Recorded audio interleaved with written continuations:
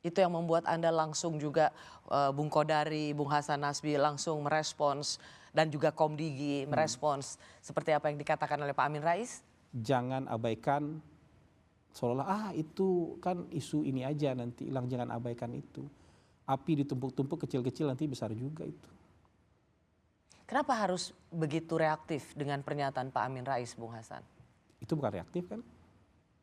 Memang itu yang harus dilakukan pemerintah kan? Kalau misalnya diam juga orang teriak, mana jawabannya, kok nggak ada klarifikasi, serba salah juga kan?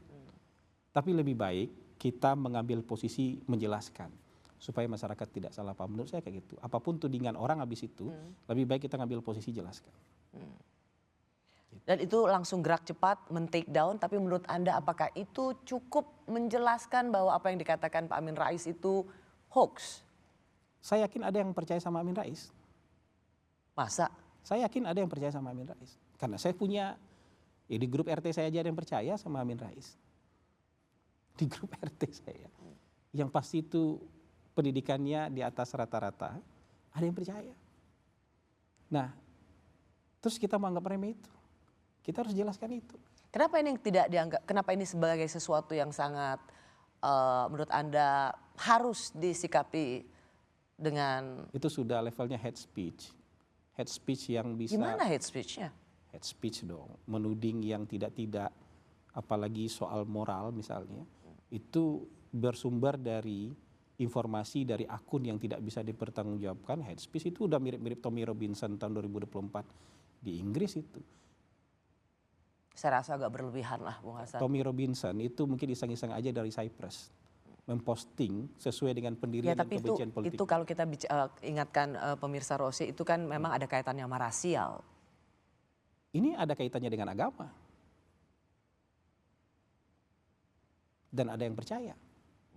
Jangan anggap remeh itu. Hate speech itu jangan anggap remeh.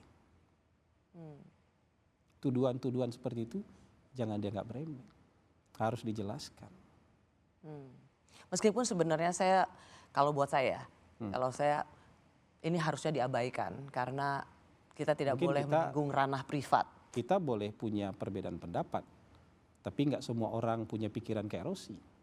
Saya udah cerita tadi, di depan mata saya ada orang yang percaya itu. Kalaupun itu menjadi sesuatu, I don't know, sesuatu yang bersifat ranah privat itu tidak boleh dicampur adukan dengan penilaian terhadap kebijakan. Kita sudah kenyang dengan hal-hal yang bersifat agama kemudian bisa meledak jadi macam-macam. Dulu orang dituduh dukun santet aja itu nyawa melayang kok. Kita punya KTP yang berbeda aja di beberapa daerah sekarang tuh gak aman kok. Kemarin di Maluku Utara hampir terjadi lagi yang seperti itu. Sempat terjadi berapa hari tapi alhamdulillah sudah bisa dipadamkan. Jadi jangan anggap remeh yang seperti itu. Saya sih ya oke. Pandangan itu bisa diterima, tapi kalau menurut saya sampai saat ini merasa itu harusnya diabaikan saja. Alhamdulillah kalau semua orang berpandangan seperti Rosi, alhamdulillah. Tapi kita nggak mau ngambil risiko kan.